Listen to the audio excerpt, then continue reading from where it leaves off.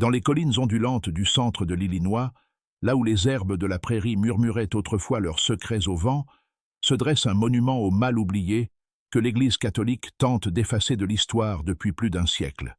Entre 1847 et 1862, 17 jeunes prêtres et séminaristes ont disparu sans laisser de traces du Sacred Heart Seminary, l'institution catholique la plus prestigieuse du Midwest. Les archives de l'Église les répertorient comme ayant été transférées vers des missions lointaines ou appelées à de longues retraites spirituelles. Mais des correspondances récemment découvertes, dissimulées sous les planches du sol de la chapelle du séminaire, racontent une toute autre histoire, celle d'enlèvements systématiques, de traite humaine et de meurtres atteignant les plus hauts niveaux de l'autorité ecclésiastique. Ce qui rend cette affaire particulièrement glaçante, c'est que les enquêteurs pensent aujourd'hui que les 3 hommes qui ont dirigé le Sacred Heart Seminary pendant 15 ans n'étaient pas des prêtres du tout, mais des criminels irlandais ayant assassiné le clergé d'origine et usurpé leurs identités. Le Vatican a scellé ses archives pendant 150 ans. Mais ce soir, nous allons vous révéler ce qui s'est réellement passé dans ces murs sacrés où de jeunes hommes entraient en quête de l'appel de Dieu et se retrouvaient vendus en esclavage, ou pire encore. Avant de poursuivre l'histoire du Sacred Heart Seminary et des hommes qui ont disparu entre ces murs, sachez que cette chaîne ne s'adresse pas à tout le monde. Elle est réservée à ceux qui ont le courage de dévoiler les secrets les plus sombres que les institutions cherchent à enfouir. Si vous êtes prêts à entendre des vérités qui vous feront remettre en question tout ce que vous pensiez savoir sur l'autorité religieuse, abonnez-vous et activez la cloche de notification. Dites-nous en commentaire de quel État ou de quelle ville vous nous écoutez, car cette histoire aurait pu se produire n'importe où en Amérique durant ces temps sans loi. Revenons maintenant en 1847 pour découvrir comment une maison de Dieu est devenue un marché d'âmes humaines. Mais pour comprendre toute l'horreur de ce qui s'est produit au Sacred Heart, nous devons d'abord comprendre le monde qui l'a engendré et les temps désespérés qui ont rendu un tel mal possible. L'année 1847 marque un tournant dans l'histoire du catholicisme américain, créant les conditions parfaites pour les horreurs du Sacred Heart Seminary. Les immigrants irlandais fuyant la dévastatrice famine de la pomme de terre, qui avait tué plus d'1 million de personnes dans leur pays natal, affluaient par centaines de milliers dans les villes américaines. Ils apportaient avec eux une foi ardente, et en retour, suscitaient une méfiance tout aussi ardente de la part de leurs voisins protestants qui voyaient le catholicisme comme étranger, dangereux et fondamentalement anti-américain. Le sentiment anti-catholique était si intense que des villes entières entraient en émeute à la simple suggestion d'une influence catholique. À Philadelphie, des foules nativistes avaient incendié des églises et des écoles catholiques, faisant 13 morts et 50 blessés. À Charlestown, dans le Massachusetts, des foules protestantes avaient détruit le couvent des Ursulines, forçant les religieuses à fuir par les fenêtres arrière, tandis que leurs bâtiments sacrés brûlaient derrière elles. Les prêtres catholiques étaient régulièrement goudronnés et emplumés en plein jour. Et les familles catholiques vivaient dans la crainte constante que leurs voisins ne deviennent violents à tout moment. Dans cet environnement hostile, l'Église catholique avait désespérément besoin de prêtres nés en Amérique, capables de parler sans accent, de comprendre les coutumes locales et de servir de pont entre les masses immigrées et leur nouvelle patrie. La hiérarchie ecclésiastique comprenait que le clergé étranger, aussi pieux ou instruit soit-il, serait toujours perçu avec suspicion par les Américains protestants qui contrôlaient les gouvernements locaux, les forces de l'ordre et les entreprises. Le Sacred Heart Seminary, fondé en 1845 sur 400 acres de prairies immaculées de l'Illinois, à 40 miles au sud-ouest de Chicago, fut conçu pour être ce pont, un lieu où de jeunes hommes américains pourraient se former au sacerdoce sous la direction d'un clergé européen instruit, créant une nouvelle génération de prêtres capables de naviguer avec succès entre deux mondes. Le séminaire lui-même était une merveille architecturale pour son époque. Conçu par l'architecte irlandais Patrick Kelly, déjà célèbre pour ses églises néogothiques en Nouvelle-Angleterre, le bâtiment principal était une immense structure de briques de 3 étages qui s'élevait de la prairie comme une cathédrale. Il possédait de hautes fenêtres, atteignant près de 6 mètres, des bancs en bois sculptés à la main importés de Bavière, et un clocher dont le son pouvait être entendu à des kilomètres à la ronde par temps clair. La construction coûta la somme astronomique de $40 000, davantage que la valeur de nombreuses villes de l'Illinois à l'époque. Elle fut entièrement financée par des dons de riches familles catholiques de Chicago, Milwaukee et Saint-Louis, qui considéraient le séminaire comme essentiel à la survie de leur foi en Amérique. Parmi les donateurs figurait Patrick Murphy, qui avait fait fortune dans le transport maritime sur les Grands Lacs, Francis O'Brien, propriétaire de la plus grande brasserie de Milwaukee, et Margaret Connelly, veuve d'un magnate de l'immobilier de Chicago, qui donna à elle seule $8 000, une somme que la plupart des familles ne verraient jamais de toute leur vie. La bibliothèque du séminaire contenait plus de 3000 volumes, dont de rares textes théologiques, des œuvres de littérature classique et des ouvrages scientifiques représentant l'une des plus belles collections intellectuelles à l'ouest du Mississippi.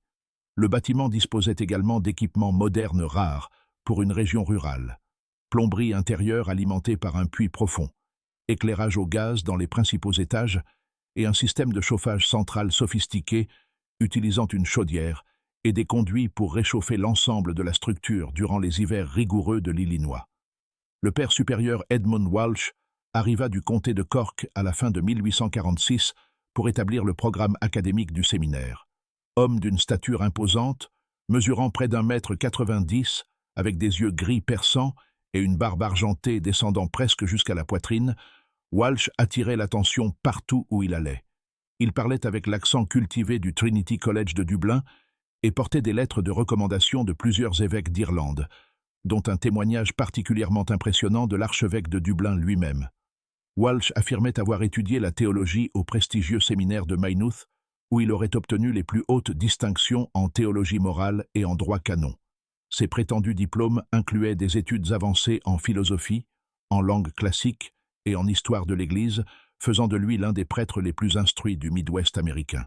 Il parlait couramment le latin, le grec, le français et l'allemand, récitait de mémoire de longs passages de saint Augustin et de Thomas d'Aquin, et démontrait une connaissance encyclopédique de la doctrine de l'Église qui impressionnait même les évêques les plus érudits. À ses côtés se trouvait le recteur Thomas Murphy et le doyen Patrick O'Brien, tous deux tout aussi impressionnants par leurs prétendues qualifications et réalisations intellectuelles. Murphy, un homme érudit d'une quarantaine d'années aux cheveux prématurément grisonnants et aux lunettes à monture métallique, affirmait détenir des diplômes avancés en philosophie et en droit canonique de l'Université de Louvain, en Belgique, l'une des institutions catholiques les plus prestigieuses d'Europe. Il prétendait avoir servi comme secrétaire de l'évêque de Cork et avoir publié plusieurs traités théologiques bien accueillis par les chercheurs en Irlande et en Angleterre.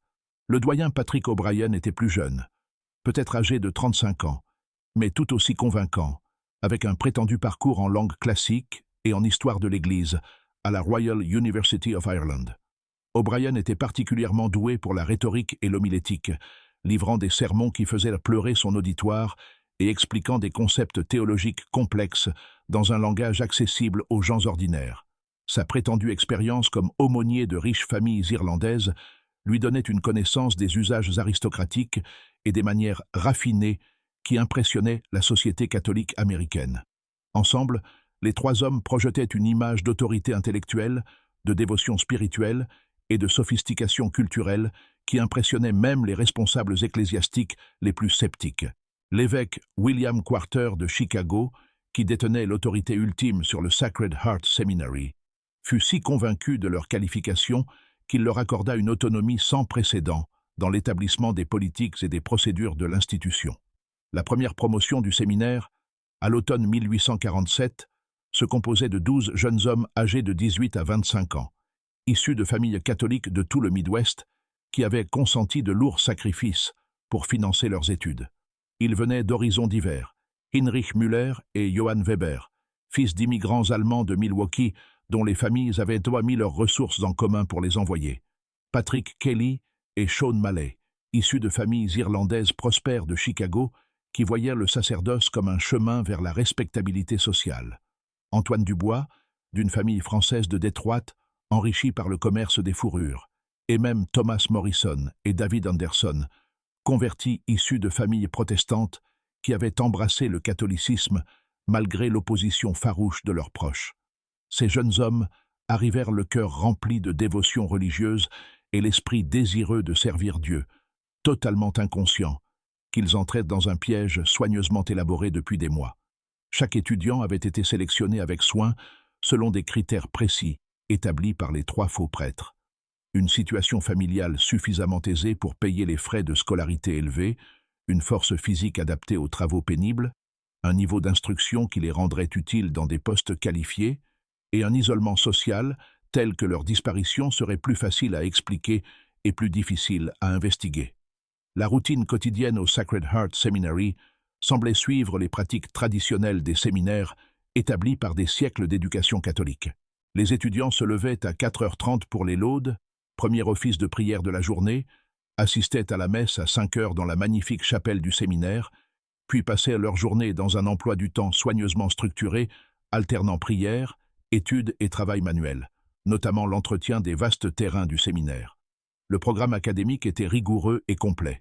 Il comprenait la grammaire et la composition latine, la langue et la littérature grecque, la philosophie couvrant la pensée antique et médiévale, la théologie systématique examinant la doctrine de l'Église, l'histoire de l'Église depuis l'époque apostolique jusqu'à l'époque contemporaine, la théologie morale abordant les questions éthiques, le droit canon régissant l'administration ecclésiastique, l'homilétique, l'art de l'enseignement et de la préparation et de la prédication des sermons, ainsi que les études bibliques axées sur l'Ancien et le Nouveau Testament. Les 3 prêtres imposaient une discipline stricte et exigeaient une obéissance absolue à l'autorité, qu'ils justifiaient comme une préparation essentielle à la nature hiérarchique du leadership ecclésiastique. Il était interdit aux étudiants de quitter le domaine du séminaire sans autorisation écrite, de correspondre avec leur famille plus d'1 fois par mois, ou de discuter des affaires du séminaire avec des personnes extérieures lors de leur rare visite dans la ville voisine de Millfield. Cet isolement était présenté comme une nécessité spirituelle, mais il servait en réalité un objectif bien plus sombre: empêcher les étudiants de nouer des relations extérieures susceptibles d'interférer avec l'opération de traite humaine. Les prêtres surveillaient soigneusement tout le courrier entrant et sortant, soi-disant pour garantir que les étudiants maintiennent une concentration spirituelle appropriée, mais en réalité pour contrôler la circulation de l'information et empêcher toute communication pouvant révéler leurs activités criminelles. La première disparition eut lieu lors d'un matin glacial de février 1848, à peine 5 mois après l'ouverture du séminaire, au cours de l'un des pires blizzards de l'histoire de l'Illinois. Pendant 3 jours, la neige tomba sans discontinuer, s'accumulant en congères, atteignant les fenêtres du 2e étage du bâtiment et rendant tout déplacement impossible sur les routes environnantes. C'était exactement le type de conditions météorologiques que les faux prêtres attendaient, un contexte offrant une couverture parfaite pour leur opération tout en rendant toute enquête immédiate impossible. Michael Brennan, un jeune homme de 22 ans issu d'une famille irlandaise prospère de Chicago, s'était particulièrement distingué dans ses études théologiques et avait été choisi par le père Walsh pour assister à des tâches administratives spéciales nécessitant l'accès aux registres financiers et aux dossiers de correspondance du séminaire.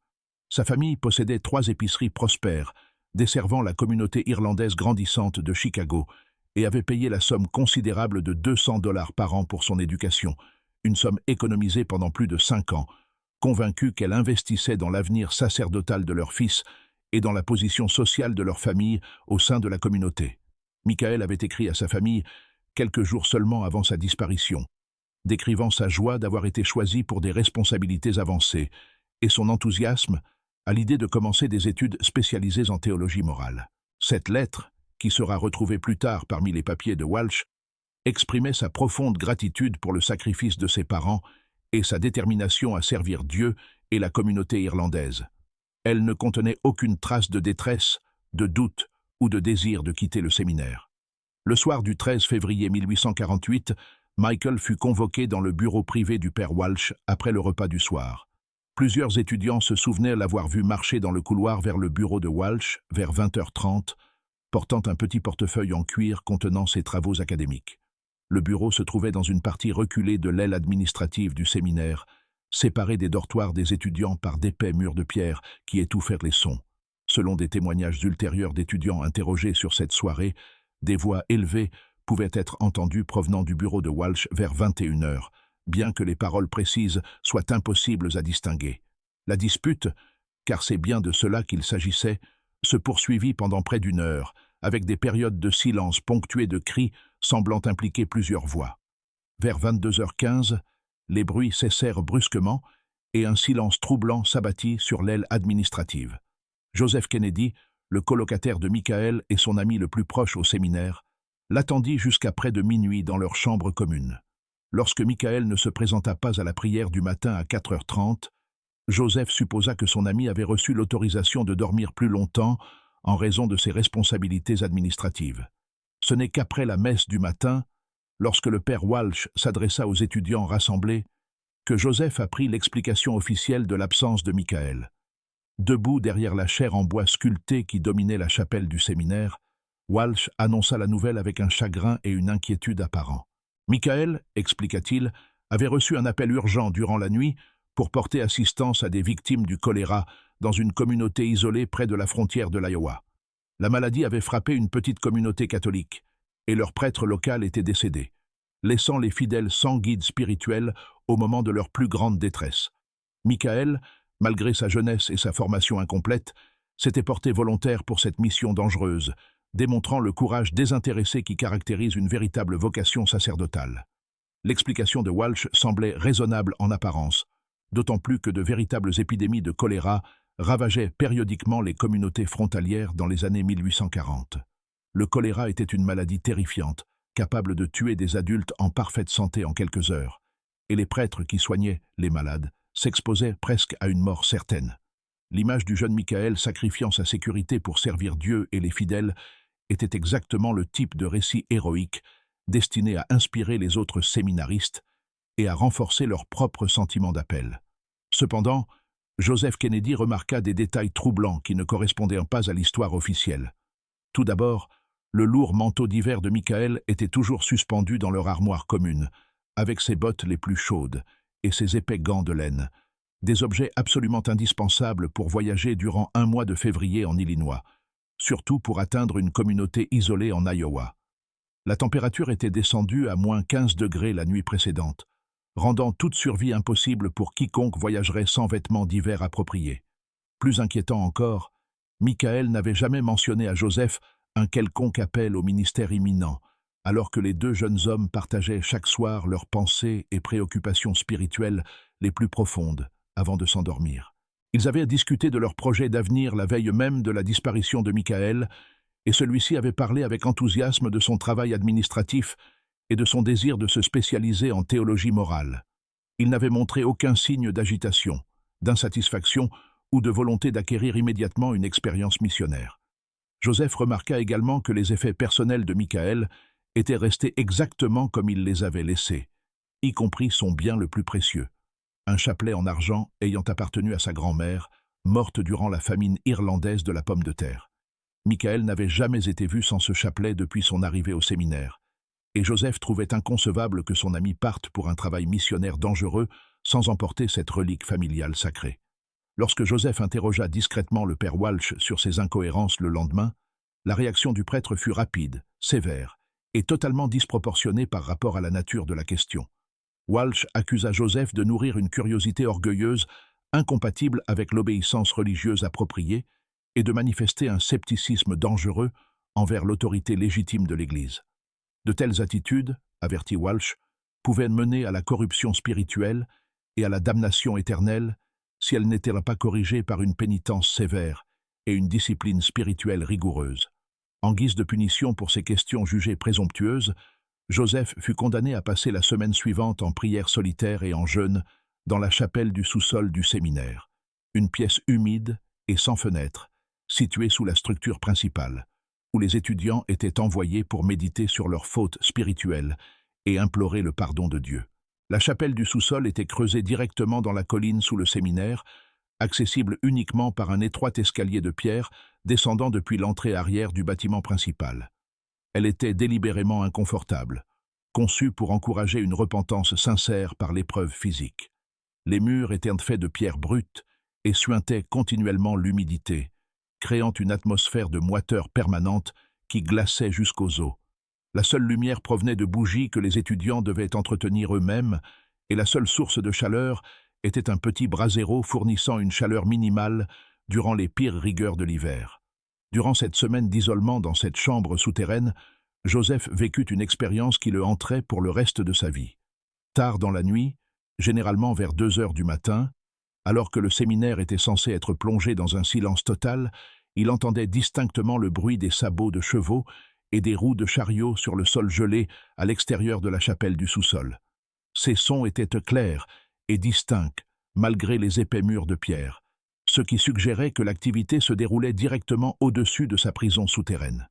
Cette activité nocturne suivait un schéma constant, devenant de plus en plus inquiétant à chaque occurrence. D'abord venaient les bruits de chevaux approchant depuis la route principale, avançant lentement et prudemment, comme si les conducteurs connaissaient parfaitement le terrain, mais cherchaient à éviter tout bruit inutile. Ensuite, des voix s'élevaient, parlant à voix basse, toujours les mêmes 3 voix que Joseph reconnaissait comme étant celles de Walsh, Murphy et O'Brien, bien qu'il ne puisse jamais distinguer leurs paroles exactes à travers le plafond de pierre. Les conversations duraient généralement une quinzaine de minutes, suivies par des bruits d'objets lourds déplacés, des sons de traînement, des grognements indiquant un effort physique intense, et le grincement des ressorts de chariot s'ajustant sous un poids changeant. Durant ces périodes, Joseph pouvait voir la lumière des lanternes vaciller à travers l'unique fenêtre de la chapelle du sous-sol, encrassée de terre, projetant sur les murs de pierre des ombres mouvantes, suggérant la présence de plusieurs personnes travaillant de manière coordonnée. L'ensemble du processus durait généralement environ 1 heure, et se terminait toujours par le bruit des roues du chariot, s'éloignant dans la direction opposée à celle de leur arrivée, vers la route menant à Springfield plutôt qu'à Chicago. Après le départ des chariots, un silence total retombait sur le séminaire, et le lendemain matin se déroulait exactement comme si rien d'inhabituel ne s'était produit. La 3e nuit de son confinement, Joseph se plaça directement sous la fenêtre de la chapelle du sous-sol et parvint à distinguer plus clairement l'activité au-dessus de lui. À travers la vitre sale, il aperçut les silhouettes de 3 hommes chargeant ce qui semblait être un grand paquet lourd à l'arrière d'un chariot bâché. Le paquet était enveloppé dans un tissu sombre et nécessitait l'effort des 3 hommes pour être soulevé, ce qui suggérait un poids considérable. Ce qui était le plus glaçant, c'était le soin avec lequel ils manipulaient leur charge. Non pas le traitement brutal réservé à des marchandises ou à des provisions, mais les gestes prudents que l'on emploie lorsqu'on transporte quelque chose de précieux ou de fragile. La seconde disparition survint seulement 6 semaines après celle de Michael Brennan, et cette fois, le schéma devint impossible à ignorer pour les étudiants attentifs. Thomas Gallagher, fils de 20 ans d'une famille d'immigrants allemands de Milwaukee, était universellement considéré par ses camarades comme le membre le plus doux et le plus dévot de leur promotion. Il passait de longues heures supplémentaires en prière privée, aidait les étudiants en difficulté avec leur traduction latine, et n'avait jamais été connu pour élever la voix ou exprimer de la colère à propos de quoi que ce soit. Thomas venait d'une famille incarnant le rêve américain par le travail acharné et le sacrifice. Son père, Klaus Gallagher, anciennement Klaus Müller avant d'angliciser son nom à son arrivée en Amérique, avait commencé comme journalier dans l'industrie brassicole, en pleine expansion de Milwaukee, avant de gravir les échelons jusqu'à devenir contremaître dans l'une des plus grandes brasseries de la ville.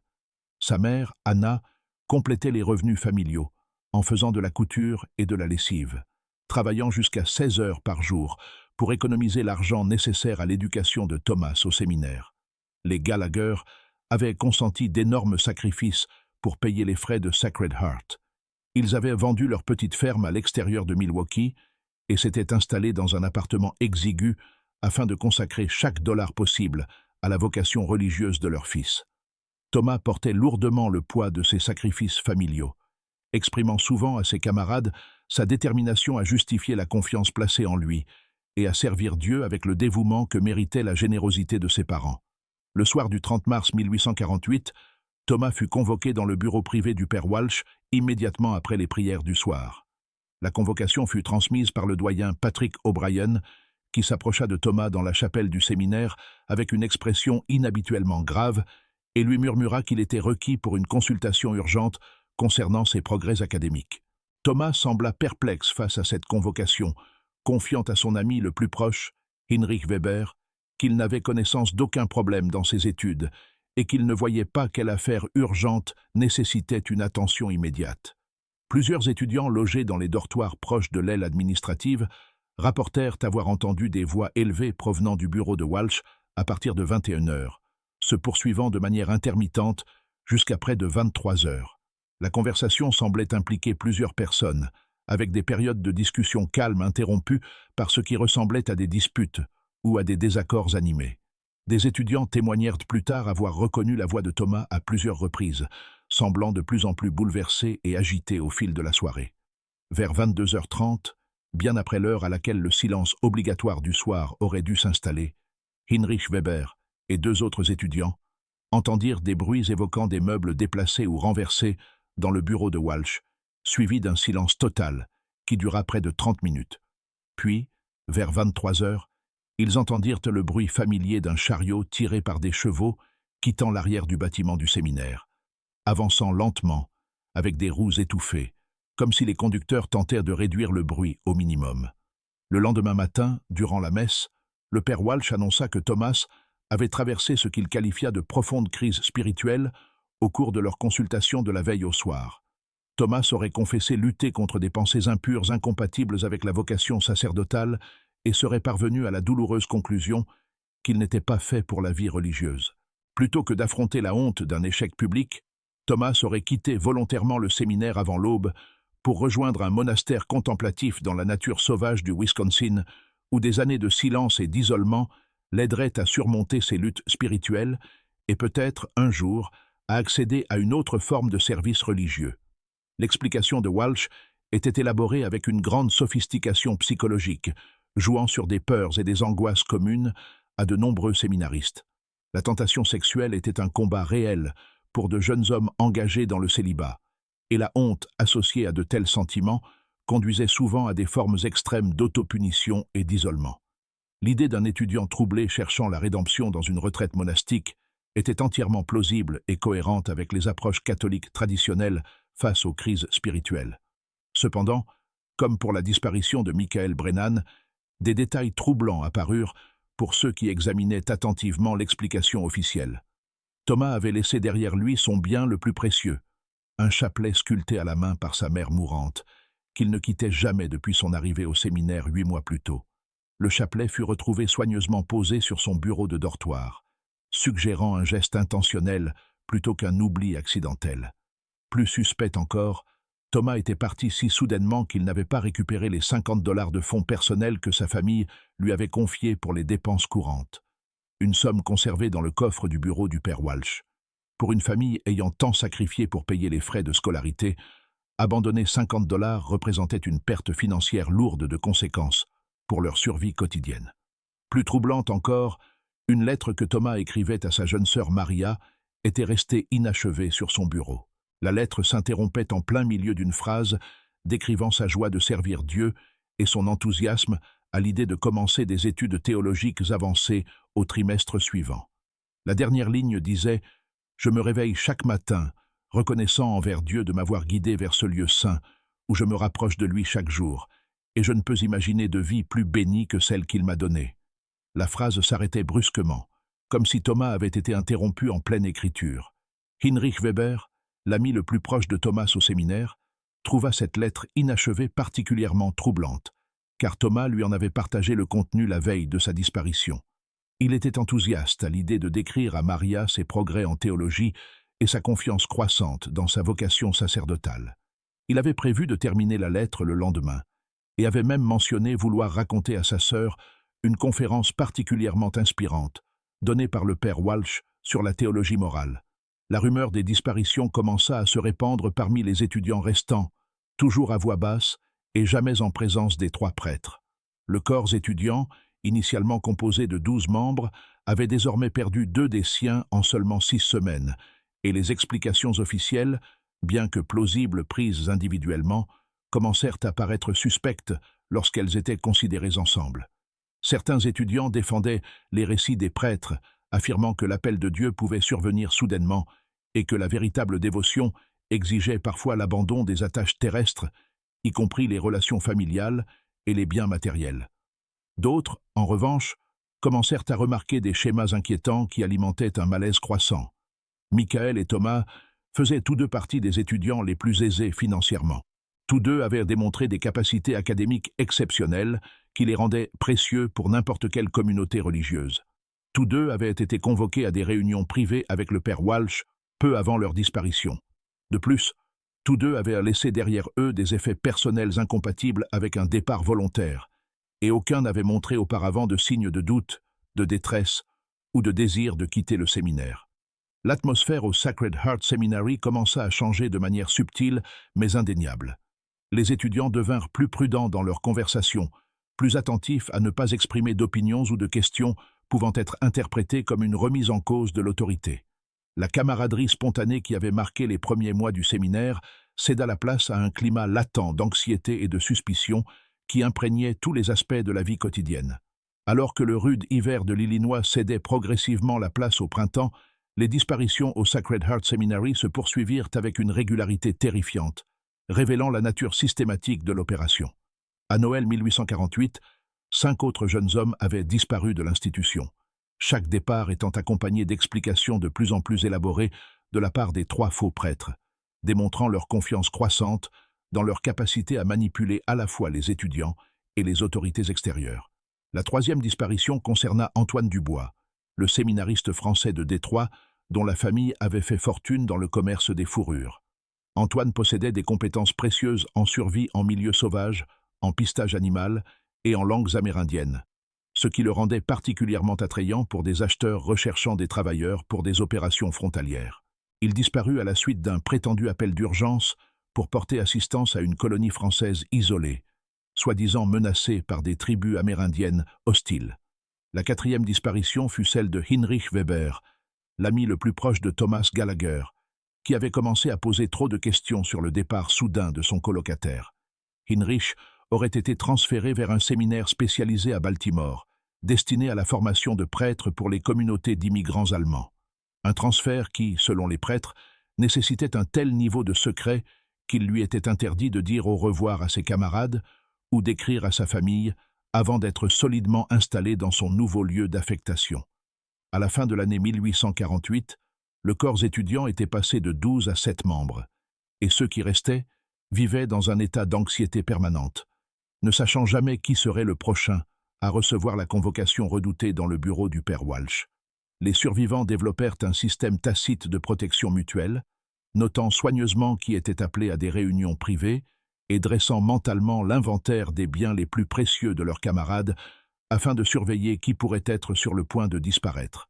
Joseph Kennedy, qui avait été témoin de la première disparition de son colocataire Michael et avait subi une semaine d'isolement pour avoir remis en question l'explication officielle, se trouva incapable de se concentrer sur ses études théologiques. Le souvenir des bruits nocturnes entendus depuis la chapelle du sous-sol le hantait, et il commença à prêter une attention minutieuse à des détails et à des schémas qu'il avait auparavant jugés insignifiants. Joseph remarqua que les disparitions survenaient toujours dans des conditions météorologiques spécifiques, des nuits froides et couvertes, lorsque les déplacements étaient difficiles, mais que la dissimulation était facilitée. Elles avaient généralement lieu en semaine plutôt que le week-end, lorsque des membres de la famille ou des responsables ecclésiastiques pouvaient être présents sur le domaine du séminaire. Plus significatif encore, elles faisaient systématiquement suite à des réunions privées avec le père Walsh, d'une durée bien plus longue que les consultations académiques normales. Les étudiants survivants commencèrent également à observer des changements chez les 3 prêtres, incompatibles avec leurs origines revendiquées et leur vocation spirituelle supposée. Le père Walsh, arrivé à Sacred Heart avec des effets modestes et de simples vêtements ecclésiastiques, portait désormais des chasubles de soie lors de la messe, manifestement plus coûteuses que le salaire annuel de la plupart des prêtres. Il avait acquis une montre de poche en or fabriquée en Suisse, qu'il consultait fréquemment durant ses cours, et avait acheté pour son bureau privé un nouveau mobilier comprenant un bureau en acajou importé d'Irlande. Le recteur Murphy avait lui aussi trouvé les moyens financiers d'acheter de nouveaux livres reliés de cuir pour la bibliothèque du séminaire, des volumes dont le prix dépassait le revenu mensuel de nombreuses familles, incluant des ouvrages théologiques rares que l'on ne trouvait normalement que dans les grandes universités européennes. Il avait également commencé à porter des lunettes à monture en or, et s'était procuré une chevalière qu'il affirmait porter les armoiries de sa famille, bien qu'aucun des étudiants irlandais ne reconnaisse ces symboles comme appartenant à une lignée irlandaise légitime. Le doyen O'Brien montrait peut-être le changement le plus spectaculaire. Il avait acquis un magnifique étalon noir qu'il prétendait être un cadeau de paroissien reconnaissant de son ancienne paroisse en Irlande. Le cheval était manifestement un pur sang valant plusieurs centaines de dollars, et O'Brien démontrait des talents d'équitation davantage dignes d'un riche propriétaire terrien que d'un humble prêtre de paroisse. Il avait également commencé à effectuer des voyages réguliers à Chicago, officiellement pour des affaires ecclésiastiques, mais revenait toujours avec de nouveaux biens et une satisfaction qui évoquait davantage des transactions commerciales réussies que des consultations spirituelles. Les trois hommes commencèrent aussi à s'absenter fréquemment du séminaire, parfois pendant plusieurs jours, affirmant rendre visite à des responsables de l'Église à Chicago, Milwaukee ou Saint-Louis. Durant ces absences, les étudiants restants étaient placés sous la supervision de Francis McManus, un frère lay âgé, arrivé à Sacred Heart, en même temps que les trois prêtres, et qui semblait leur servir d'assistant et de confident. McManus était un personnage étrange qui inspirait un profond malaise aux étudiants. Il parlait très peu, se déplaçait avec une nervosité furtive et semblait perpétuellement effrayé par quelque chose qu'il ne nommait jamais. Lorsque les étudiants tentèrent de l'interroger sur son passé ou sur son travail au séminaire, il devenait visiblement agité et refusait de répondre aux questions directes. Ce qui troublait le plus les étudiants, c'était sa réaction chaque fois que quelqu'un évoquait les élèves disparus. Il changeait immédiatement de sujet ou trouvait une tâche urgente nécessitant son départ immédiat. Plusieurs étudiants remarquèrent que McManus possédait une connaissance approfondie du domaine du séminaire, suggérant une familiarité étendue avec des zones prétendument interdites à tous sauf aux prêtres. Il connaissait l'emplacement des zones de stockage, des caves à provisions et des dépendances jamais mentionnées lors des visites officielles de l'établissement. Il démontrait également une connaissance du paysage environnant incompatible avec son rôle déclaré d'assistant religieux, censé quitter rarement le domaine du séminaire. Peut-être plus inquiétante encore était la correspondance du séminaire avec le monde extérieur, qui révélait un niveau de contrôle et de tromperie, suggérant une planification minutieuse et une mise en œuvre systématique. Les familles, qui écrivaient pour s'enquérir de leurs fils, recevèrent des réponses sur papier à en-tête officielle de Sacred Heart, mais l'écriture était toujours celle du père Walsh, jamais celle des étudiants eux-mêmes. Les lettres suivaient des modèles constants, manifestement conçus pour décourager toute enquête supplémentaire tout en fournissant des explications plausibles à la diminution des échanges. Lorsque les parents demandaient des informations précises sur le bien-être, les progrès académiques ou la vie quotidienne de leur fils, on leur répondait que les études théologiques avancées exigèrent des périodes de silence spirituel durant lesquelles les étudiants étaient interdits de communication profane susceptible de distraire leur développement religieux. Les familles, qui réclamèrent des lettres directes de leurs fils, se voyaient répondre que cette correspondance ne serait autorisée qu'après l'accomplissement de jalons spirituels spécifiques, pouvant prendre des mois, voire des années. La communauté locale de la petite ville voisine de Millfield, qui comptait à peine 300 habitants, commença à murmurer à propos d'événements étranges près du séminaire, incompatibles avec l'atmosphère calme et contemplative attendue d'une institution religieuse. Des fermiers signalèrent avoir vu des chariots bâchés circuler à des heures inhabituelles sur la route peu fréquentée reliant Sacred Heart à la route principale menant à Chicago, avançant toujours lentement et prudemment, comme pour éviter d'être remarqués. Samuel Morrison, propriétaire de la ferme voisine du domaine du séminaire, affirma avoir trouvé des objets personnels éparpillés le long de la clôture, séparant ses terres de celles du séminaire. Parmi ces objets figurait un livre de prière portant le nom de Michael Brennan inscrit sur la page de garde, une paire de lunettes à monture métallique ayant appartenu à Heinrich Weber et un crucifix en argent que plusieurs personnes reconnurent comme ayant été porté par Thomas Gallagher. Lorsque Morrison tenta de rapporter ces objets au séminaire, le père Walsh affirma qu'ils avaient été volontairement abandonnés par des étudiants, apprenant à se détacher des biens matériels dans le cadre de leur développement spirituel. L'hiver 1849-1850 apporta une série d'événements qui allaient transformer radicalement la nature du mystère entourant le Sacred Heart Seminary et révéler l'ampleur véritable de l'horreur qui se déroulait derrière la façade de l'éducation religieuse. L'isolement du séminaire durant les mois hivernaux brutaux de l'Illinois créa des conditions idéales pour que les criminels accélèrent leurs opérations, tout en rendant toute détection ou fuite pratiquement impossible pour leurs victimes. James Alley, un étudiant du séminaire originaire de Détroit, dont le père était un marchand prospère disposant de vastes relations dans toute la région des Grands Lacs, devint de plus en plus méfiant face aux explications fournies par les prêtres concernant la disparition de ses camarades. Contrairement aux autres étudiants issus majoritairement de familles immigrées modestes, disposant de ressources et d'influences politiques limitées, James bénéficiait de relations au sein de l'élite catholique de plusieurs villes, notamment son oncle, le père Patrick Alley, secrétaire de l'évêque de Detroit et correspondant régulier de responsables ecclésiastiques dans tout le Midwest. James possédait des atouts qui le rendaient particulièrement dangereux pour l'opération de traite humaine. La richesse de sa famille signifiait que sa disparition serait remarquée et ferait l'objet d'enquêtes menées par des personnes disposant des moyens nécessaires pour poursuivre des investigations à travers plusieurs États. La position de son oncle dans la hiérarchie ecclésiastique lui donnait accès à des réseaux de communication capables de contourner le contrôle local et d'atteindre si nécessaire les autorités de Rome. Plus importante encore, James avait reçu une éducation classique comprenant une formation en logique, en rhétorique et en technique d'enquête, le rendant apte à mener des analyses systématiques et à recueillir des preuves. À partir de l'automne 1849, James entreprit sa propre enquête sur les disparitions, consignant soigneusement les incohérences dans les récits des prêtres et tenant des registres détaillés des étudiants disparus et des circonstances entourant chacun de leur départ. Il établit une chronologie précise révélant des schémas invisibles à l'observateur occasionnel, notamment le fait que toutes les disparitions survenaient dans des conditions météorologiques spécifiques et que les explications officielles contenaient des contradictions internes évidentes lorsqu'on les examinait méthodiquement. James remarqua également que les trois prêtres semblaient posséder une connaissance détaillée de la situation financière des familles de chaque étudiant.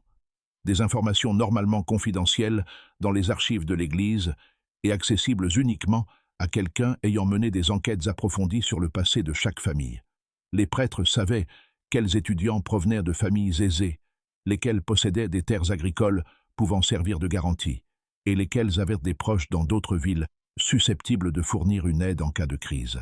Plus significatif encore, James découvrit que les registres financiers du séminaire contenaient des incohérences, suggérant des revenus bien supérieurs à ceux que l'on pouvait attendre des seuls frais de scolarité. En observant attentivement les habitudes de dépenses des prêtres et en les comparant au budget officiel du séminaire, James calcula que Sacred Heart générait chaque année plusieurs milliers de dollars de revenus inexpliqués, une somme qui ne pouvait provenir ni des frais payés par les étudiants, ni des dons de l'Église. La percée décisive dans l'enquête de James survint en décembre 1849, lorsqu'il découvrit une cache de lettres dissimulée sous des lames de plancher mal fixées dans la bibliothèque du séminaire, cachée dans un espace manifestement conçu pour soustraire des documents à toute inspection superficielle. La cache était sophistiquée. Une section du plancher ne pouvait être retirée qu'en manipulant certaines planches dans un ordre précis, ce qui suggérait une conception réalisée par quelqu'un possédant une connaissance approfondie de la menuiserie et des techniques de dissimulation. Les lettres, rédigées de différentes mains et portant des cachets postaux de villes disséminés à travers tout le Midwest, semblaient être des communications entre le père Walsh et des correspondants inconnus, clairement impliqués dans des transactions commerciales. La correspondance était écrite dans un code étrange, mêlant une terminologie commerciale légitime à un langage religieux, manifestement destiné à dissimuler la véritable nature des discussions. James passa des semaines à analyser ce langage codé, utilisant son éducation classique et sa connaissance de plusieurs langues pour en décrypter le sens, un sens qui devenait de plus en plus horrifiant à mesure qu'il comprenait l'ampleur du système. Les lettres évoquaient des marchandises de qualité variable et négociaient des calendriers de livraison vers des destinations situées dans l'Indiana, le Wisconsin, l'Iowa et l'Illinois. Les références à des spécimens de premier choix, au niveau d'éducation et à la condition physique, rendaient évident que la marchandise en question était constituée d'êtres humains, évalués et vendus en fonction de leurs caractéristiques et de leurs capacités. Une lettre datée du 15 novembre 1849 fit littéralement glacer le sang de James et confirma ses pires soupçons quant au sort réservé à ses camarades disparus. Elle disait notamment « La dernière livraison comprenait 2 spécimens de premier choix, tous deux jeunes et robustes, adaptés aux travaux pénibles. Le garçon allemand a atteint un prix élevé en raison de son éducation et de sa condition physique. Les acheteurs des régions minières recherchent tout particulièrement des travailleurs instruits, capables de servir de contremaîtres pour les équipes d'immigrants. L'Irlandais a été vendu séparément à des exploitations forestières du Wisconsin, où ses compétences en lecture et en écriture le rendent précieux pour la tenue des registres. Les deux transactions ont été conclues sans complications. James comprit alors qu'il était en présence de preuves irréfutables d'un trafic humain à grande échelle et que ses camarades disparus avaient été méthodiquement vendus comme esclaves à des exploitations minières, des compagnies forestières et des entreprises industrielles à travers tout le Midwest. Les lettres indiquaient que les jeunes hommes instruits, en particulier ceux issus de familles catholiques, atteignaient des prix élevés, car leur formation religieuse les rendait dignes de confiance comme contremaîtres, tandis que leur isolement social facilitait l'explication de leur disparition et compliquait toute enquête. La correspondance révélait que l'opération était bien plus sophistiquée qu'un simple réseau d'enlèvement. Les criminels avaient établi des réseaux d'acheteurs dans plusieurs États, développé des systèmes de transport permettant d'acheminer les victimes sans attirer l'attention et créé des récits de couverture suffisamment élaborés pour résister à des vérifications superficielles de la part des familles ou des autorités ecclésiastiques. Une analyse plus approfondie des lettres révéla des grilles tarifaires traitant les êtres humains comme des marchandises, évaluées et vendues selon les lois du marché. Les jeunes hommes possédant une formation théologique se vendaient entre 300 et 500 $, selon leurs conditions physiques, leurs compétences linguistiques et leur origine familiale. Ceux disposant de compétences spécialisées, menuiserie, comptabilité ou langues étrangères, atteignaient des prix allant jusqu'à 800 $. Le plus glaçant était une référence à des marchandises endommagées, devant être éliminées définitivement, lorsqu'elles se révélaient impropres à la revente. Fort de ces preuves, James tenta de contacter des autorités ecclésiastiques extérieures à Sacred Heart pour signaler ces découvertes. Il découvrit cependant très rapidement que sa correspondance était interceptée et lue avant même d'être envoyée. Lorsqu'il tenta d'adresser un message codé à son oncle à Detroit, utilisant des phrases latines qui auraient semblé anodines à un lecteur profane, mais auraient alerté le père Patrick d'un grave danger, la lettre lui fut retournée accompagnée d'une note du père Walsh affirmant que toute correspondance ecclésiastique devait être examinée officiellement afin d'en garantir la conformité théologique. James comprit alors qu'il était pris au piège dans une situation de plus en plus dangereuse. Les trois criminels savaient désormais qu'ils soupçonnaient quelque chose, et ils avaient déjà démontré leur volonté de tuer quiconque menaçait leur opération. Son seul espoir résidait dans la collecte de preuves suffisantes pour exposer l'ensemble du réseau avant qu'ils ne décident de l'éliminer, comme ils l'avaient fait avec ceux devenus trop curieux. La confrontation que James redoutait survint lors d'une soirée glaciale de janvier 1850, lorsque le père Walsh le convoqua dans son bureau privé après les prières du soir. James entra dans la pièce conscient que sa vie était en danger immédiat, mais espérant que les relations et la position sociale de sa famille pourraient le protéger d'une violence aussi brutale que celle qui avait emporté ses camarades. Le bureau avait été transformé depuis la dernière visite de James quelques mois auparavant. Des tapis coûteux recouvraient le sol de pierre, des peintures à l'huile encadrées d'or ornaient les murs, et l'imposant bureau en acajou était couvert de papiers et de registres, suggérant d'intenses activités commerciales. Le plus inquiétant était la présence du doyen O'Brien et du recteur Murphy, postés de part et d'autre du bureau de Walsh comme des gardes du corps, plutôt que comme des confrères religieux. L'attitude de Walsh durant la confrontation était radicalement différente de la persona pastorale et érudite qu'il affichait en public. Parlant avec l'accent brutal des quartiers criminels de Dublin, il abandonna toute prétention d'autorité religieuse et s'adressa à James avec la froideur calculatrice d'un homme d'affaires protégeant une entreprise lucrative. « Vous avez posé des questions qui pourraient être dangereuses pour votre santé », déclara Walsh en s'adossant à son fauteuil de cuir coûteux. De jeunes hommes qui ne comprennent pas leur place ont déjà été victimes d'accidents malheureux dans des régions isolées comme celle-ci. La menace était explicite et sans ambiguïté. Pourtant, James perçut dans l'attitude de Walsh quelque chose suggérant que les criminels n'étaient pas entièrement convaincus de pouvoir l'éliminer sans conséquence. La richesse et les relations de sa famille signifiaient que sa disparition déclencherait des enquêtes difficiles à étouffer. Usant des mêmes méthodes que celles appliquées aux victimes précédentes, Walsh offrit à James un choix révélant à la fois l'ampleur de l'opération et la nervosité croissante des criminels face au risque d'exposition. James pouvait rejoindre le réseau de traite humaine comme complice volontaire, utilisant les relations de sa famille pour identifier de riches familles catholiques dont les fils pourraient constituer des cibles appropriées. En échange, il recevrait une part des bénéfices et serait protégé du sort réservé à ses camarades. Alternativement, il pouvait garder le silence sur ce qu'il avait découvert et serait autorisé à terminer sa formation au séminaire, bien qu'il soit étroitement surveillé afin de garantir sa coopération continue. Cette offre révélait que les criminels comprenaient qu'ils avaient créé une situation de plus en plus difficile à maintenir. L'accumulation des disparitions attirait l'attention des familles et des responsables ecclésiastiques, nécessitant une gestion bien plus sophistiquée que la simple élimination de témoins. Ils avaient besoin d'alliés au sein de la communauté catholique, capables de détourner les soupçons et de fournir des avertissements précoces en cas d'enquêtes officielles. James comprit qu'accepter l'une ou l'autre option ferait de lui un complice de la victimisation continue de jeunes hommes innocents. Plus encore, il savait qu'accepter de coopérer ne garantirait pas sa sécurité. Les criminels l'élimineraient dès qu'il cesserait d'être utile, ou au moindre signe de trahison. Les semaines qui suivirent la confrontation de James Ali avec les 3 faux prêtres marquèrent la période la plus dangereuse de l'histoire sombre du Sacred Heart Seminary. James refusa les 2 options proposées par Walsh, prétextant avoir besoin de temps pour réfléchir à une décision aussi lourde de conséquences. Mais les 2 camps savaient que la situation ne pouvait rester indéfiniment en suspens.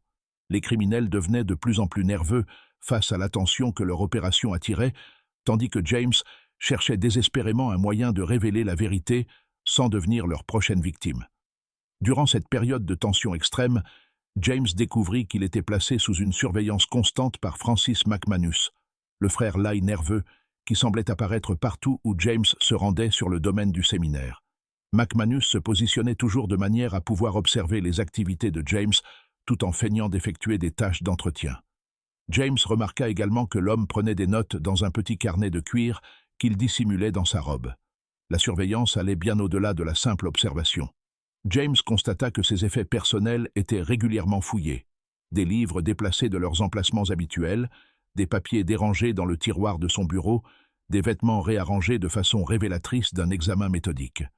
Le plus alarmant fut la découverte que quelqu'un entrait dans sa chambre du dortoir pendant la nuit, comme en témoignaient des empreintes de pas dans la poussière, près de son lit, et une légère odeur de fumée de tabac qui persistait chaque matin dans l'air. Alors qu'il semblait impossible que la situation au Sacred Heart Seminary devienne plus sombre encore, James fit une découverte qui allait révéler l'ampleur réelle de l'horreur à l'œuvre depuis des années. Si votre cœur s'accélère à mesure que ce récit de mal institutionnel se déploie, vous n'êtes pas seul. Des milliers de personnes courageuses au sein de notre communauté ont ressenti ces mêmes frissons en découvrant des vérités que d'autres préfèrent taire. Appuyez sur le bouton « J'aime » si cette enquête vous tient en haleine. Et n'oubliez pas de vous abonner. Cette chaîne est réservée à ceux qui osent dévoiler les secrets les plus sombres de l'histoire américaine. Voyons maintenant ce que James découvrit, une révélation qui allait tout changer. La percée survint lorsque James observa un schéma dans la routine du séminaire qu'il avait jusque-là négligé. Toutes les 2 semaines, généralement le samedi soir, les 3 prêtres annonçaient qu'ils devaient se livrer à des dévotions privées nécessitant un silence absolu dans tout le séminaire. Les étudiants étaient confinés dans leur chambre du coucher du soleil jusqu'à l'aube, interdits de sortie sous quelque prétexte que ce soit, et avertis que toute infraction serait sévèrement sanctionnée. James avait d'abord supposé que ces restrictions relevaient de pratiques religieuses légitimes, mais une observation attentive révéla qu'elles coïncidaient avec une activité accrue autour des dépendances et des zones de stockage du séminaire. Lors de l'une de ces périodes de dévotion, James se plaça à la fenêtre de son dortoir et observa des lumières de lanternes se déplacer entre différents bâtiments du domaine, accompagnés du bruit de chariots arrivant et repartant tout au long de la nuit. Dans la nuit du 15 février 1850, James prit une décision qui allait soit révéler toute la vérité sur le Sacred Heart Seminary, soit lui coûter la vie. Durant l'une de ces périodes de confinement obligatoire, il quitta discrètement sa chambre et se dirigea vers le sous-sol du séminaire, où il avait déjà remarqué une activité inhabituelle lors de ses observations précédentes. Les niveaux souterrains du Sacred Heart Seminary étaient bien plus vastes que James ne l'avait imaginé, comprenant des zones ne semblant servir aucun objectif éducatif ou religieux légitime. Au-delà de la chapelle du sous-sol où Joseph Kennedy avait été confiné, James découvrit une série de salles de stockage, d'ateliers et de chambres creusées dans la colline sous le bâtiment principal. La construction était sophistiquée et relativement récente, suggérant que des travaux importants avaient été entrepris pour agrandir les espaces souterrains après l'achèvement officiel du séminaire. Dans l'une de ces chambres dissimulées, James fit une découverte qui confirma ses pires craintes et révéla que l'horreur du Sacred Heart était encore plus étendue qu'il ne l'avait imaginé. La pièce contenait des archives détaillées de l'opération de traite humaine, des registres consignant chaque transaction, des correspondances avec des acheteurs répartis dans tout le Midwest et des cartes indiquant les itinéraires de transport utilisés pour acheminer les victimes vers leur destination finale. Les documents révélaient que le Sacred Heart Seminary n'était qu'un élément d'un vaste réseau criminel opérant dans plusieurs États et impliquant des dizaines de complices dans différentes villes. L'opération était active depuis plus de 10 ans, Sacred Heart servant de point de collecte où de jeunes hommes étaient systématiquement isolés, évalués et préparés à la vente à des acheteurs ayant des exigences spécifiques pour le travail dans les mines, les exploitations forestières, l'agriculture et l'industrie. Les registres contenaient des descriptions détaillées de chaque victime, caractéristiques physiques, niveau d'instruction, richesse familiale et prix de vente estimé. James trouva des entrées concernant tous ses camarades disparus, ainsi que des dizaines d'autres jeunes hommes ayant disparu d'institutions catholiques à travers le Midwest.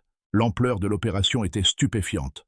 Plus de 200 victimes en 10 ans, générant des profits dépassant 100 000 $ et impliquant des acheteurs en Illinois, au Wisconsin, en Iowa, en Indiana et au Minnesota. Le plus horrible était une section des archives intitulée « Élimination définitive », qui contenait les noms et les détails de victimes assassinées plutôt que vendues. Il s'agissait de jeunes hommes devenus trop méfiants, ayant tenté de s'échapper ou possédant des informations les rendant trop dangereux pour être relâchés. Les registres indiquaient que 17 de ces victimes avaient été tuées au Sacred Heart Seminary même, leurs corps enterrés dans des tombes soigneusement dissimulées à travers les 400 acres du domaine. Alors que James étudiait ces documents à la lueur d'une bougie dans la chambre souterraine, il entendit des pas approcher dans le couloir extérieur. Quelqu'un descendait dans les niveaux inférieurs, avançant lentement et prudemment, comme s'il cherchait à éviter d'être entendu. James éteignit rapidement sa bougie et se dissimula derrière une pile de caisses en bois, espérant que la personne approchante passerait son chemin sans entrer dans la salle des archives. Les pas s'arrêtèrent juste devant la pièce où James se cachait. À travers un interstice entre les caisses, il aperçut le père Walsh, tenant une lanterne et scrutant la pièce avec une expression de méfiance inquiète. Walsh entra et commença à examiner l'endroit où James avait consulté les registres, cherchant manifestement des signes indiquant que quelqu'un avait dérangé les documents soigneusement organisés. Pendant plusieurs minutes terrifiantes, Walsh effectua une fouille méthodique de la pièce, tandis que James demeurait immobile derrière les caisses, osant à peine respirer. La lanterne du faux prêtre projetait des ombres mouvantes sur les murs de pierre pendant qu'il vérifiait les serrures, inspectait les papiers et recherchait toute trace d'intrusion non autorisée. À un moment donné, Walsh passa à moins d'1 mètre de la cachette de James, suffisamment près pour que celui-ci sente l'odeur de tabac sur ses vêtements et entende ses jurons marmonner, tandis qu'il cherchait des signes de découverte. Finalement, apparemment convaincu que les archives n'avaient pas été perturbées, Walsh quitta la chambre et poursuivit sa ronde dans les sous-sols. James attendit près d'1 heure avant de sortir de sa cachette, utilisant ce temps pour mémoriser autant d'informations que possible à partir des registres de traite humaine. Il savait que cela pouvait être sa seule occasion de réunir des preuves et qu'il devait retenir suffisamment de détails précis pour convaincre les autorités de l'ampleur et de la réalité de l'opération. L'opportunité dont James Alley avait désespérément besoin vint d'une source inattendue, une intervention qui allait s'avérer salvatrice non seulement pour lui, mais pour toute l'enquête sur les sombres secrets du Sacred Heart Seminary. En mars 1850, l'évêque Giovanni Montini arriva de Rome pour effectuer une visite apostolique des institutions catholiques du Midwest américain, une inspection complète ordonnée par le pape Pie IX, en réponse à des rapports préoccupants faisant état de pratiques irrégulières dans plusieurs séminaires et collèges américains. L'évêque Montini n'était pas un bureaucrate ecclésiastique ordinaire, satisfait d'inspections superficielles et de visites cérémonielles. Ancien professeur de droit canonique à l'Université grégorienne de Rome, il s'était forgé une réputation en Europe pour avoir mis au jour la corruption et les abus au sein des institutions de l'Église. Ses enquêtes avaient révélé des fraudes financières dans des monastères français, des inconduites sexuelles dans des séminaires allemands et des scandales politiques impliquant des évêques italiens. Le Vatican l'avait envoyé en Amérique précisément parce qu'il fallait quelqu'un doté de l'expérience et de l'autorité nécessaires pour mener des investigations réellement approfondies, sans être influencé par des considérations politiques locales ou des relations personnelles. L'arrivée de Montini dans le Midwest n'avait été annoncée qu'au plus haut niveau de la hiérarchie ecclésiastique, et même ceux-ci n'avaient reçu que des informations générales sur sa mission. Cette discrétion était délibérée, destinée à empêcher les institutions de préparer des tromperies élaborées ou de dissimuler des preuves avant son arrivée.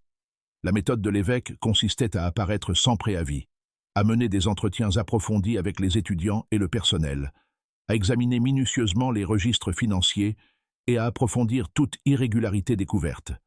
James apprit la présence de l'évêque Montini dans la région en surprenant une conversation entre le père Walsh et le recteur Murphy, visiblement agités à l'idée d'une inspection imprévue. Leur discussion révélait qu'ils avaient reçu des avertissements officieux de contact à Chicago.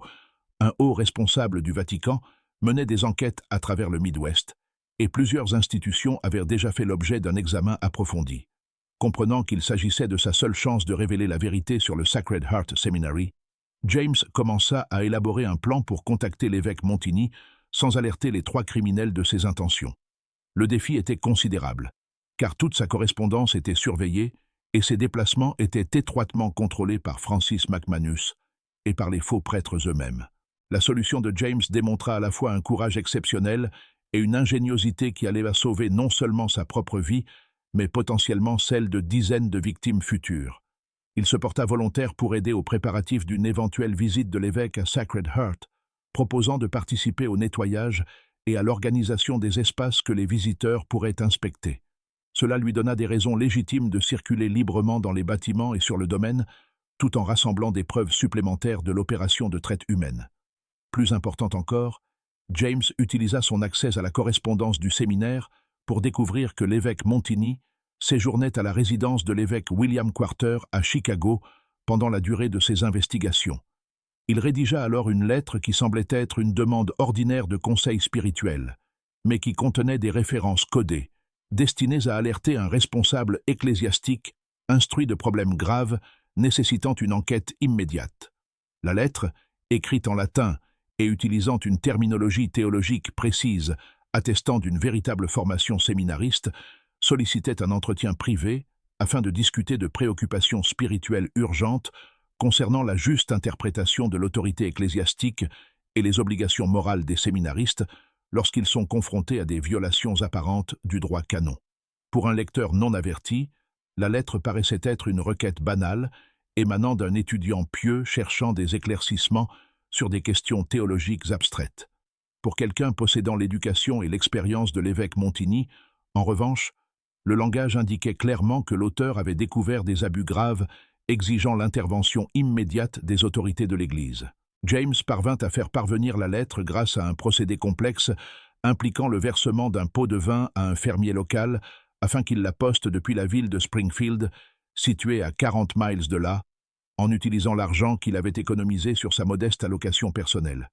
Le fermier, Samuel Morrison, était le même homme qui avait trouvé des effets personnels le long de la clôture séparant sa propriété du domaine du séminaire, et il nourrissait depuis longtemps de sérieux soupçons quant aux activités de Sacred Heart. La réponse de l'évêque Montini arriva en moins d'une semaine, transmise par des canaux officieux qui démontraient qu'il avait parfaitement compris la nature délicate de la communication de James. Plutôt que d'envoyer une réponse formelle par les circuits postaux de l'Église, l'évêque organisa une rencontre avec James dans une petite église de Millfield, sous couvert d'une visite pastorale ordinaire auprès des communautés rurales de la région. La rencontre eut lieu le 15 mars 1850 dans la sacristie de l'église Saint-Patrick de Millfield, un modeste bâtiment en bois desservant les familles catholiques dispersées des environs. L'évêque Montini était un homme de petite taille, intense, âgé d'une cinquantaine d'années, aux yeux sombres et pénétrants, dégageant une autorité intellectuelle qui convainquit immédiatement James qu'il s'adressait à quelqu'un capable de comprendre et d'affronter les horreurs du Sacred Heart Seminary. S'exprimant en latin afin de garantir la confidentialité et de démontrer son niveau théologique, James présenta ses preuves à l'évêque Montigny sous la forme d'un exposé méthodique couvrant tous les aspects de l'opération de traite humaine qu'il avait découverte. Il lui montra des copies de lettres qu'il avait retranscrites depuis la cache dissimulée, fournit des chronologies détaillées des disparitions et expliqua les incohérences financières, révélant des revenus bien supérieurs à ceux d'un séminaire légitime. Plus crucial encore, James transmit à l'évêque Montigny des informations vérifiables de manière indépendante.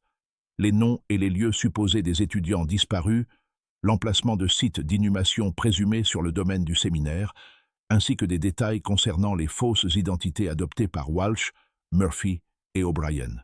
Il partagea également ses observations sur le comportement suspect des prêtres, leur enrichissement inexpliqué et les tactiques de surveillance et d'intimidation utilisées pour contrôler les étudiants et empêcher toute communication extérieure. L'évêque Montigny écouta le récit de James avec une horreur et une inquiétude croissantes, prenant des notes détaillées et posant des questions précises, démontrant à la fois sa compréhension de la gravité de la situation et sa maîtrise des procédures d'enquête appropriées.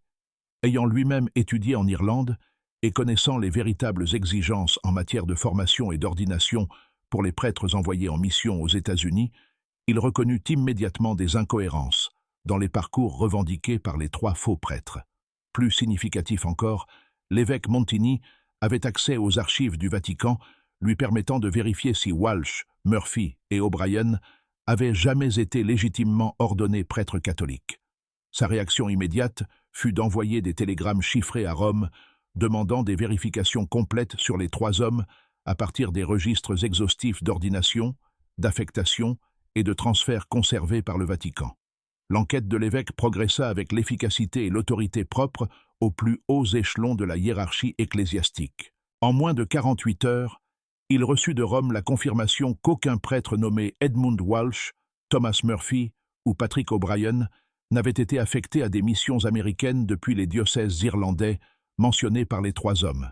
Des communications télégraphiques avec des responsables ecclésiastiques en Irlande révélèrent que bien que des prêtres portant ces noms aient effectivement existé, ils avaient quitté l'Irlande en 1846 sans jamais atteindre leur destination prévue en Amérique. Des investigations complémentaires mirent au jour des informations encore plus troublantes. Le véritable père Edmund Walsh, le recteur Thomas Murphy et le doyen Patrick O'Brien voyageaient ensemble à bord du navire marchand Bridges Hope lorsqu'il fut attaqué par des pirates au large de Terre-Neuve en août 1846. Bien que le navire ait finalement atteint le port de Boston, plusieurs passagers, dont les 3 prêtres, furent portés disparus et présumés morts. Les autorités ecclésiastiques avaient conclu qu'ils avaient été tués lors de l'attaque, et du clergé de remplacement avaient été affectés à leurs postes prévus en Amérique.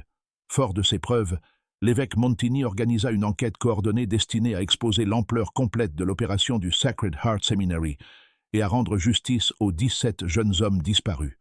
L'enquête mobilisa des responsables ecclésiastiques de plusieurs diocèses, des marshals fédéraux disposant de l'autorité nécessaire pour poursuivre des crimes à travers plusieurs États, ainsi que des forces de l'ordre local soigneusement sélectionnées pour leur intégrité et leurs compétences. L'opération visant à arrêter les 3 criminels fut planifiée avec une précision quasi militaire, afin d'empêcher toute fuite et de préserver les preuves qui auraient pu être détruites s'ils avaient été avertis. À l'aube du 20 mars 1850, un groupe de 12 hommes armés encercla le Sacred Heart Seminary, se positionnant à tous les points de sortie et de communication possibles. La confrontation fut brève mais spectaculaire, révélant la véritable nature des hommes qui avaient usurpé l'identité de prêtre pendant plus de 3 ans. Walsh tenta de maintenir son rôle ecclésiastique même lorsque les marshals fédéraux le passèrent aux chaînes, affirmant que les accusations résultaient d'une persécution anticatholique orchestrée par des autorités protestantes désireuses de détruire le séminaire. Il exigea de s'entretenir avec des responsables de l'Église et insista pour que toute enquête soit menée par des voies ecclésiastiques plutôt que par la justice civile.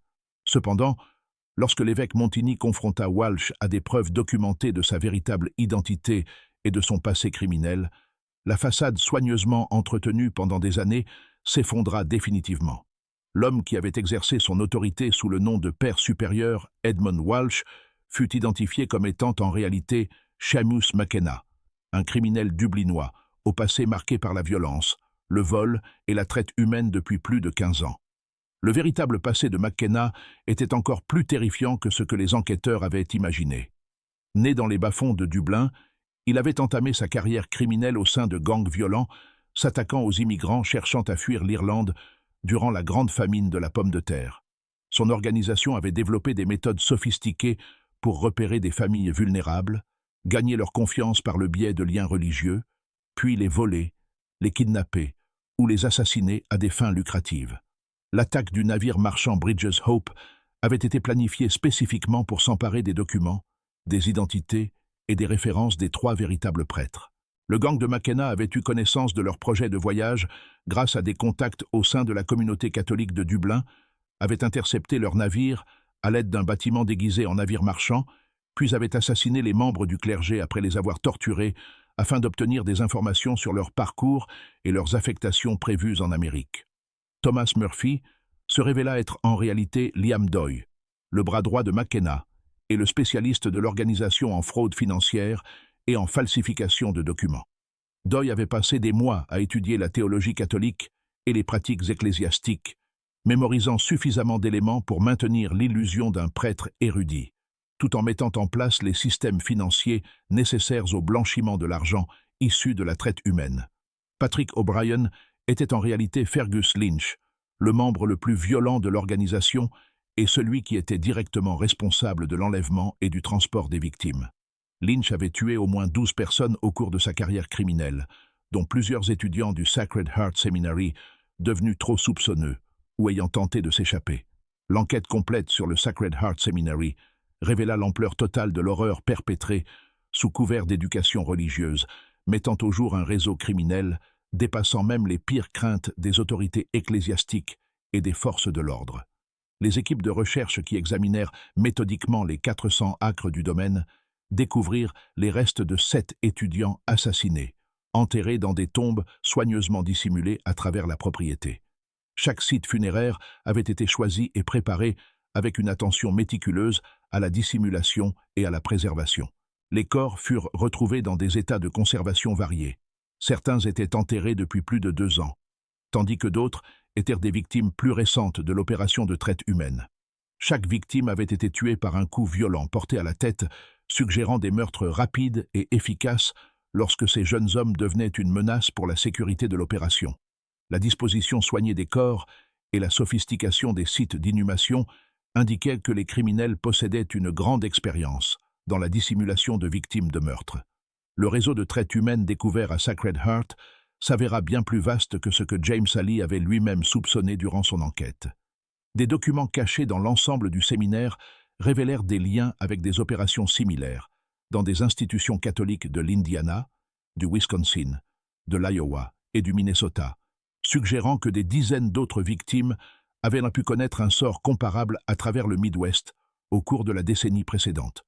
Des marshals fédéraux, travaillant avec des responsables de l'Église, identifièrent des acheteurs dans 5 États qui avaient acquis des victimes de la traite pour les exploiter dans des mines de charbon, des exploitations forestières, des entreprises agricoles et des installations industrielles.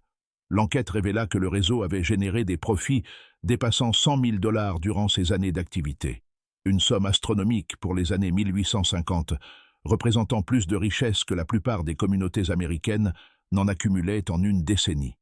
Les 3 criminels furent transférés à Springfield, dans l'Illinois, pour y être jugés. Ils y furent inculpés pour meurtre, enlèvement, traite humaine, fraude et complot. Le procès attira l'attention nationale et fut l'une des premières grandes poursuites judiciaires contre un réseau organisé de traite humaine dans l'histoire des États-Unis. Les journaux de tout le pays couvrirent les audiences, révélant des détails choquants sur la manière dont des institutions religieuses pouvaient être infiltrées et exploitées par des organisations criminelles. Les preuves présentées au procès furent accablantes et irréfutables. Les procureurs produisirent les registres détaillés tenus par McKenna pour chaque transaction, la correspondance avec des acheteurs à travers le Midwest, les livres comptables montrant les profits de l'opération, ainsi que les témoignages de James Alley et d'autres survivants ayant assisté à la disparition systématique de leurs camarades. L'un des témoignages les plus dévastateurs fut celui de Samuel Morrison, le fermier dont la propriété jouxtait le domaine du séminaire. Morrison décrivit la découverte d'effets personnels éparpillés le long de la clôture séparant ces terres de Sacred Heart. L'observation d'activités nocturnes suspectes impliquant des chariots et des lanternes, ainsi que la découverte de sols récemment remués dans des zones qui s'avérèrent ensuite être des lieux d'inhumation de victimes assassinées. Les 3 criminels furent reconnus coupables de l'ensemble des chefs d'accusation et condamnés à mort par pendaison. La sentence fut exécutée le 15 août 1851 devant une foule de plus de 5000 personnes. Les exécutions attirèrent des spectateurs venus de tout l'Illinois et des États voisins, y compris des familles de victimes, des responsables religieux et des militants anti-catholiques qui voyaient dans ce scandale la confirmation de leurs soupçons à l'égard des institutions catholiques. La pendaison de Seamus McKenna, Liam Doyle et Fergus Lynch mit fin à l'une des conspirations criminelles les plus vastes de l'histoire américaine. Mais les conséquences de leurs actes continuèrent de se faire sentir pendant des décennies au sein des communautés catholiques. Le scandale porta un coup sévère à la crédibilité de l'Église catholique dans tout le Midwest et fournit un argument puissant aux mouvements anticatholiques qui utilisèrent l'affaire du Sacred Heart pour affirmer que les institutions catholiques représentaient un danger intrinsèque pour la société américaine. Parmi les 10 étudiants qui avaient été vendus comme esclaves plutôt que tués, 6 furent finalement localisés et libérés grâce aux efforts conjoints des autorités ecclésiastiques et fédérales opérant dans plusieurs États. Ces jeunes hommes portaient de profondes cicatrices physiques et psychologiques dues aux mois, voire aux années, de travail forcé dans des mines, des camps forestiers et des installations industrielles où ils avaient été traités comme des biens et non comme des êtres humains. Le processus de rétablissement des survivants fut long et douloureux. Il nécessita des soins médicaux approfondis pour les blessures subies en captivité ainsi qu'un accompagnement psychologique pour les aider à surmonter les traumatismes vécus. Plusieurs victimes secourues eurent besoin de mois de rééducation avant de pouvoir reprendre une vie normale, et certaines ne se remirent jamais complètement des dommages physiques et émotionnels infligés durant leur asservissement. Tragiquement, 4 des étudiants victimes de la traite ne furent jamais retrouvés malgré des recherches intensives menées dans des exploitations minières et forestières à travers plusieurs États. Ces jeunes hommes, Heinrich Weber de Milwaukee, Antoine Dubois de Détroit, Patrick Kelly de Chicago et Sean Malley de Boston, disparurent totalement dans l'immense réseau industriel qui caractérisait l'expansion vers l'ouest de l'Amérique. Leurs familles ne connurent jamais leur sort final et portèrent le poids de l'incertitude et du deuil jusqu'à la fin de leurs jours. James Alley, dont le courage et la persévérance avaient permis de révéler la vérité sur le Sacred Heart Seminary et de sauver de futures victimes, se vit offrir la possibilité de poursuivre sa formation sacerdotale dans des institutions prestigieuses à travers l'Amérique et l'Europe. Les responsables de l'Église, reconnaissant de son rôle dans la révélation du scandale, lui promirent un soutien total pour son éducation et une progression rapide au sein de la hiérarchie ecclésiastique. James refusa toutefois ces offres et choisit de faire carrière dans les forces de l'ordre, convaincu que son expérience au Sacred Heart avait mis en lumière la nécessité de mieux protéger les populations vulnérables au sein de la société américaine. Il devint marshal fédéral, se spécialisant dans l'enquête sur les réseaux de traite humaine, utilisant sa connaissance des techniques criminelles et sa compréhension des failles institutionnelles pour prévenir la répétition de telles tragédies ailleurs. Le travail de James en tant que marshal fédéral s'avéra remarquablement efficace. Au cours de ses 30 années de carrière, il contribua à l'identification et à la poursuite de dizaines de réseaux de traite humaine à travers le Midwest, établissant des méthodes d'enquête qui devinrent des pratiques standards pour les forces de l'ordre luttant contre le crime organisé. Ces efforts permirent le sauvetage de plus de 300 victimes de la traite humaine et la condamnation de plus de 200 criminels impliqués dans diverses formes d'exploitation humaine. L'Église catholique dut faire face à l'immense défi de reconstruire la confiance et la crédibilité après le scandale du Sacred Heart. Ce processus exigea des changements fondamentaux dans la gestion et la supervision des institutions religieuses. Des procédures de vérification rigoureuses furent mises en place pour les prêtres affectés aux missions américaines, imposant de multiples formes de documentation et de confirmation par les autorités du Vatican avant toute prise de fonction. De nouveaux systèmes de communication furent établis entre les autorités ecclésiastiques américaines et européennes, utilisant le télégraphe et des correspondances chiffrées, afin de garantir une vérification rapide et fiable des antécédents et des qualifications du personnel religieux. Des mécanismes de supervision furent créés pour surveiller les institutions isolées comme les séminaires et les couvents, imposant des rapports réguliers aux diocèses et des inspections inopinées menées par des responsables indépendants. Le Sacred Heart Seminary fut définitivement fermé quelques semaines après l'arrestation des criminels. Ces bâtiments furent scellés et la propriété placée sous contrôle ecclésiastique pendant la poursuite des investigations. L'imposante structure néogothique, qui avait coûté 40 000 $ à construire, fut finalement démolie, et les terres furent vendues à des agriculteurs locaux qui ne souhaitaient rien avoir à faire avec l'histoire horrifique du site. Pendant des décennies, les habitants de la région rapportèrent des phénomènes étranges à proximité de l'ancien séminaire, dissuadant la plupart des gens de s'en approcher, surtout après la tombée de la nuit. Des agriculteurs travaillant dans les champs voisins affirmaient entendre des sons inexpliqués, des voix appelant à l'aide, le bruit de roues de chariots sur des routes disparues depuis longtemps et des cloches d'église sonnant depuis une tour détruite depuis des années.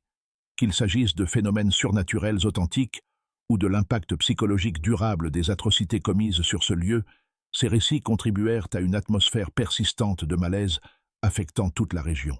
Les anciens terrains du séminaire furent bientôt connus localement comme une terre maudite, apportant le malheur à quiconque tentait d'y travailler ou d'y vivre. Ce chapitre terrifiant de l'histoire religieuse américaine révèle la vulnérabilité dangereuse des communautés immigrées et des institutions religieuses durant la période chaotique de l'expansion vers l'Ouest.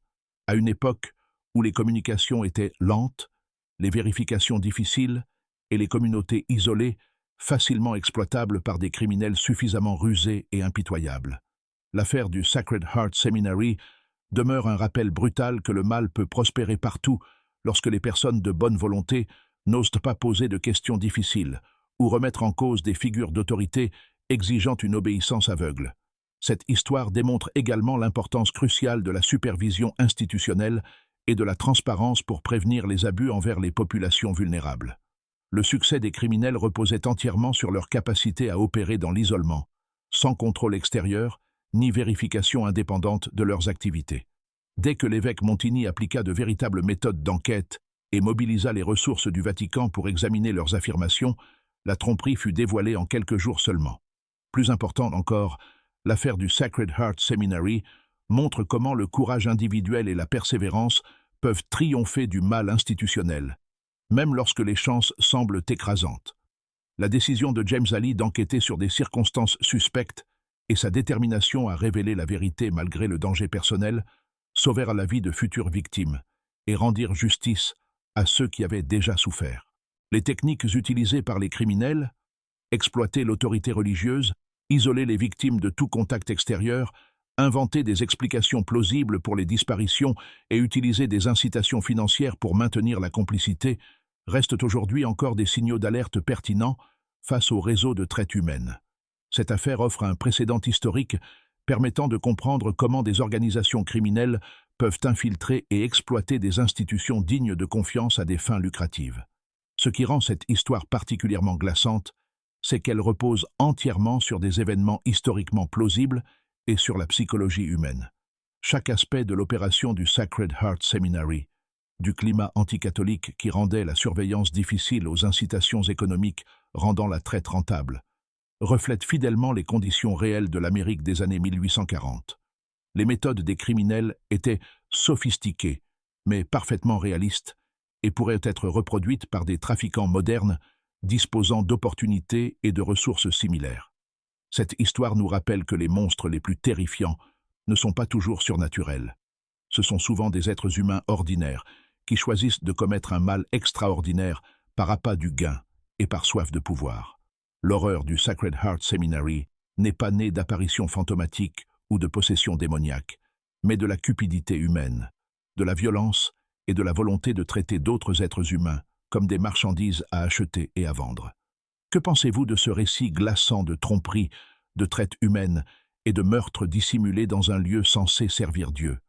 Vous amène-t-il à vous interroger sur les autres secrets obscurs qui pourraient être enfouis sous les récits officiels des institutions religieuses à travers l'Amérique? Pensez-vous qu'une surveillance rigoureuse et des enquêtes approfondies puissent empêcher que de telles horreurs se reproduisent? Ou existe-t-il, dans la nature humaine, des failles qui rendent ce type de mal inévitable lorsque l'occasion se présente? Partagez vos réflexions dans les commentaires ci-dessous. Et si cette histoire vous a autant hanté et bouleversé que nous, abonnez-vous et activez la cloche de notification pour ne manquer aucune de nos enquêtes dans les recoins les plus sombres de l'histoire américaine. Partagez cette vidéo avec toute personne passionnée de true crime et d'histoires qui révèlent les réalités complexes cachées derrière des explications trop simples, ainsi que le courage nécessaire pour exposer le mal institutionnel.